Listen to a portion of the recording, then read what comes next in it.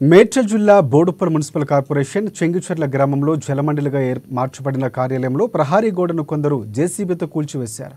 Government ప్రాపర్టీని మామూలు వ్యక్తులు ఏ విధంగా కూలుస్తారని చెంగిచెర్ల మాజీ వార్డు సభ్యులు కుర్రి శివశంకర్ మండిపడ్డారు.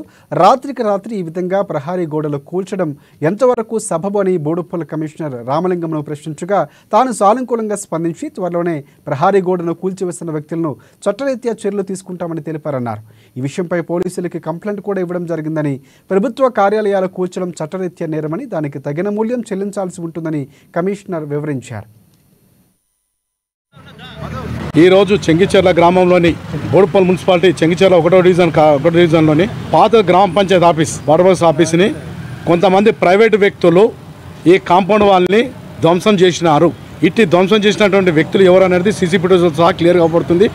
దీనిపై మేము కమిషనర్ గారికి, మేయర్ గారికి కూడా ఫోన్ ద్వారా చెప్పడం జరిగింది. అదేవిధంగా మన పోలీసు అధికారులు కూడా కంప్లైంట్ ఇచ్చినాం. తక్షణం వాళ్ళ మీద చర్యలు తీసుకోవాలి. ఇలా ప్రభుత్వం ఎంత చెప్తుంది, ఎటువంటి ప్రభుత్వ ఆస్తుల మీద ఎవరైనా ఇచ్చేసినామని మాత్రం కఠిన చర్యలు తీసుకుంటామని చెప్పి, ఇంత జరిగినా కానీ కూడా ఈరోజు ఈ ప్రభుత్వ కాంపౌండ్ వాల్ ప్రభుత్వ ఆఫీస్ మీదనే ప్రైవేట్ వ్యక్తులు ఇంత విధంగా చేస్తున్నారంటే వాళ్ళకి ఏ విధంగా వాళ్ళకి ఎంత ప్రోత్సాహం ఇచ్చారు. ఇదంతా క్లుప్తంగా ఆలోచన చేసి వాళ్ళ మీద చట్టరీత్యా చర్యలు తీసుకోవాలని చెప్పేసి కోరుచున్నాము. అప్పటి వరకు ఈ కాంపౌండ్ వాళ్ళు ఏ విధంగా ఇది చేసారో అదేవిధంగా పునర్నిర్మాణం చేయించాలని చెప్పి కమిషనర్ గారికి చెప్పడం జరుగుతుంది. గత 15-20 సంవత్సరాల నుంచి గ్రామ పంచాయతీ ఉన్నప్పుడు ఇక్కడ గ్రామ పంచాయతీ తరలించడం జరిగింది. ఈ యొక్క గ్రామ పంచాయతీ మున్సిపల్ కార్పొరేషన్ అయిన తర్వాత దీన్ని వార్డ్ ఆఫీస్ లెక్క మన సిబ్బంది వాడుకున్నారు.